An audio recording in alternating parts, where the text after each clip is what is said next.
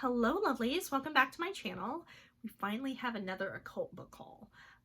It's been a hot minute since I did the last occult book haul, and I was like, we need one because the pile's getting kind of big. And in fact, I have several books that are on pre-order, all in various stages of transit. If you happen to live in the US or even have heard about what's going on with the US Postal Service, y'all understand that we've kind of been in a bind since the start of this pandemic, and it's getting a little worse. That's a separate topic for another video. Right now we're focusing on books, but because there are so many and it's been so long since I've done one, you may actually get 2 occult book hauls in August. We'll see how it goes because it could take several weeks, even a few months, for some of these books to get to me because they're not shipping inside the US. Again, that's a topic for another day. We will start with the more, I don't want to say accessible books. We'll start with the more mass market books, and then we will save the indie books for last because there are fewer of those. Again, just transit issues. The post office, it's been kind of a frustrating time. So first up, and they're in no particular order because I kind of don't remember the order I bought these in. So just bear with me, okay? This first one up is Witchcraft Activism by David Salisbury. This is a toolkit for magical resistance. Activism is something that has always been a part of my life. It just has. It's also something that was really passed on as a passion from my mom. So trying to find books that merge witchcraft, which I feel is a very resistance-heavy practice in general, but books that specifically talk about witchcraft and activism and partnering the two seem to have been kind of rare before 2016. I wonder what kicked off that storm. But at least in the United States, you know, keeping it local for me and what I've personally experienced, finding these books was tough. Before a few years ago, when a whole lot of books have hit the market since then, and it's a really good thing that they have because I feel like it's needed, especially in 2020, not getting into the heavy, you know, topics of what's going on in the US, but 2020 has been a wild ride for a lot of us, and so I had to pick up this book. I'm not very far into it. On page 17, because you know how I am and I have to read like 5 to 7 books at one time. But I will say, you know, for anyone that doesn't reside in the US who's watching this video, the beginning of this book so far has really spoken a lot about government and activism processes specific to the United States. So if, say, you live in India, if you live in China, if you live in Brazil, if you live even in the UK, you're going to read this book and the first few chapters, you're going to be like, what? Fair warning. This is very US specific. Those of you who live in Mexico, anywhere else in the world but the US, this is probably going to be a bit confusing. But yeah, so far it's been interesting. Not a lot of witchcraft, but again, I'm only on page 17, and this book is heavily focused on US activism. So just a heads up on that. But so far what I've read, very good, very articulate. I would like to get into the actual witchcraft part, which is later in the book. So a witchy book review might be coming on that. Next one is one that I pre-ordered. Modern witchcraft. Deborah Blake, I love you. Goddess empowerment for the kick-ass woman. If you've spent any time on my channel, you know how much I love Deborah Blake. She's a fantastic author. I have not just her nonfiction books, I have a few of her fiction books as well. Oh my god, the Baba Yaga series. If you are into kick-ass fantasy, you need to get that series, just saying. Okay, so back to modern witchcraft, because that's the book we're talking about in this video. I pre-ordered this, have not had an opportunity to jump into it yet, but this one actually wasn't published by Llewellyn. This is St. Martin's Essentials. So I'm new to this publisher, but definitely not new to Deborah Blake's work. What's amazing about Deborah is she's very relatable. She talks about very accessible witchcraft that anyone can do, that is very modern, that pertains to our everyday lives, and really bridging the magical and the mundane and finding ways to infuse every area of your life with magic.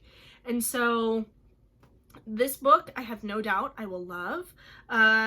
This is talking about witchcraft has become an increasingly visible and appealing spiritual practice, especially for modern women who are frustrated, frightened, and downright furious with the current social and political environment, but feel powerless to create positive change. Witchcraft can give them a sense of personal empowerment and a number of goddesses through whom they can connect those feelings in healthy and productive ways. Modern witchcraft provides a comprehensive introduction to modern paganism, showing readers what it means and doesn't mean to be a witch. So interesting, and I can't wait to jump into this. Another goddess-centric book, and I'm really excited about this one because I have followed this author for quite a long time, and sadly this is my first book of hers that I've been able to pick up. But I have another book on pre-order, which I'm sure will show up in a witchy occult book haul later down the line. It comes out in October, and that is Water Magic.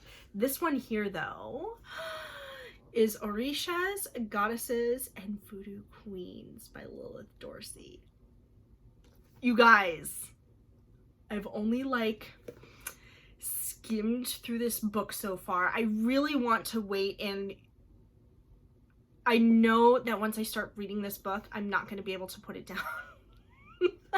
So I'm trying to pace myself, and I'll probably be taking it with me on a little family getaway that we're doing here soon. Social distancing, of course, but we're getting out of this house and even further away from people.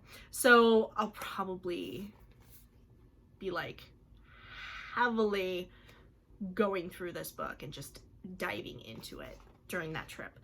But I could not get it, you know? Look at that. Freaking amazing. So yeah, unlock the ancient and powerful mysteries of Africa's feminine divine. And the divine feminine is still something I'm hugely passionate about. I'm just also passionate about redefining what the divine feminine looks like. This one, again, I followed this author for a really long time. I have a few of her books, but I don't know why I didn't have this one. So I had to get it. And this is from Laura Tempest Zarcroft, Sigil Witchery. I've heard so many good things about this book. And again, I've also skimmed through it, have not been able to dive into it, but this is very workbook style, okay? So if you get this book, if you don't have it already, if you plan on getting this book, do the work. I'm just saying, you're really not going to get a whole lot out of it unless you actually do the work. So yeah, introduction to sigil craft, making your own sigils. It's a huge component of this book. And God, you guys, I'm sorry. I don't know why my monitors keep falling asleep when I don't have them on a sleep timer. I know it's fucking with the lighting in this video. Be patient with me while I figure out all this technical stuff. back to the book. Sigil Witchery. Since I have been working with the Goetia, really examining sigils, the extent of a lot of my sigil work has been through workshops that I've taken where, you know, we've crafted sigils, working with witches runes, working with elder Furik runes, and specifically making bind runes, which is a type of sigil magic, with different existing rune shapes. So this isn't a topic I know really a whole lot about at all, but working, like I said, with the Goetic seals, like, sigil work is just fascinating to me, and as an artist, why am I not working with it more? I don't know, but I had to get Laura's book in order to dive into that. She is a sigil queen, so yeah, I know I'm gonna love this. Another one. I just bought books from people that I really love over the summer. Love them as human beings, adore them, and was like, why don't I have more of your books? I need more. So this one is from Lisa Marie Basile. This is the Magical Writing Grimoire. Use the word as your wand for magic, manifestation, and ritual. And Lisa has dozens of magical workshops. She has a Patreon that teaches you and walks you through word magic. So, y'all, especially as I've been examining my own magical journals from the last 8 to 10 years, I want to up my game with my magical writing, and I know Lisa's gonna help me with that. So I had to, and look how pretty this is, you guys. Like, cover books are really like, have really been on point this year. This is by, or this was published by Fairwinds. I've not heard of these guys either. I swear, like, I feel like most of the books that I have on my shelf are from Weiser or Llewellyn, if they're not like an indie publisher. I need to get more acquainted with other publishers, let me just tell you that. So, at least in, you know, the occult realm. And can I just say how pretty this book is? Lisa, girl, you outdid yourself. This thing is lovely. It's so pretty how it's laid out. It's just, look at the end papers. I'm a sucker for pretty books. I can't help it. And when the content is good and the book is pretty, sold. That's it. Sold. Done. Also, if you don't have Lisa's book, Light Magic for Dark Times, get it. Okay, these last 3 books are from Scarlet Imprint. Magister of Lord, I cannot pronounce old grimoire names. We'll just show you the name of the book. So this is basically a Solomonic Grimoire that has been retranslated, reproduced here. And yeah, I had to get it because I just had to. With regard to the Goetia and Solomonic magic, things like that, old grimoires, I've said this so many times, I sound like a broken record, I know, but I love digging through these old grimoires, especially updated translations, facsimile reproductions. You know I love all of my reproductions from Anne Sophia Press. They're so pretty. And that type of literature, And that part of history as well has always held a deep fascination for me, and is one of the many reasons why I got into the occult in the first place. So adding more grimoires to my collection, especially like with regards to Solomonic magic right now, they're just snatching them all up is on my to-do list. This is another one. This one is the Grimorium Verum, okay, aka the True Grimoire, okay. Look at how pretty that is. That red and then the little emblem at the bottom. Oh, you guys. So this was translated by Drake Stratton Kent. Yeah, the breakdown, the reproductions of the sigils, again with the sigil magic, guys. If you're studying ceremonial magic, you need to understand the basics of sigil witchery. And you see why I had to get Laura's book too. So, good stuff. And then this last one. Oh my God, when this showed up, I was like, oh, and it's hefty. This is an excellent book of the art of magic.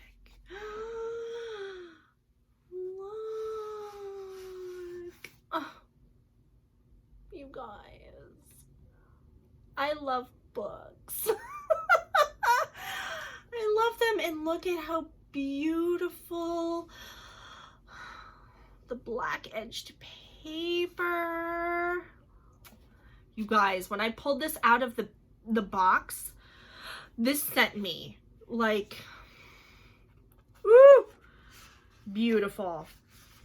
So these are the magical works of Humphrey Gilbert and John Davis from the British Library, additional manuscript 36674, transcribed, edited, and introduced by Phil Lagarde with supplementary essays by Alexander Cummins. I've been so excited for this guy. Yeah, this was top of my to get list. It has a black ribbon if you get the hardback, and just this one's beautiful too. I just, oh. In the center, you have some of the facsimile reproductions, and they're just so beautifully done. This book was so beautifully put together that I can't wait to really begin working with it. I've also pre-ordered from Scarlet Imprint. Now I've forgotten the name of the book. Black Abbot White Magic? How dare I? How dare I, folks? It's neither here nor there. I will update it in the description box below. I will link to it, but I just got shipping notification this morning that that book got sent out. So we will be talking about it in the next video for sure. All of these magical grimoires, updated translations, updated workings, like, what a time to be alive and to be a magician. Like, I'm just so freaking excited. And Scarlet Imprint, y'all have my heart too when it comes to these books. Like, you do such a brilliant job. You guys, and Sophia Press, Anathema Press, Anathema Publishing. Sorry guys. Troy Books. Oh. You guys have my heart when it comes to occult books, hands down. But these are the ones that I've picked up in the last several months. I would be interested to know what books you have snagged this summer, what you guys are reading, what y'all are into, and if there's anything on your wish list coming up, because I know there are some amazing books that are coming out this fall. This has been the only good thing about 2020 is the books. Seriously. All right, guys, I will let you go. That's it for this video. I hope you're doing well. I hope you're having a fabulous day wherever you are. And I can't wait to catch you in the next video. Until then, blessed be.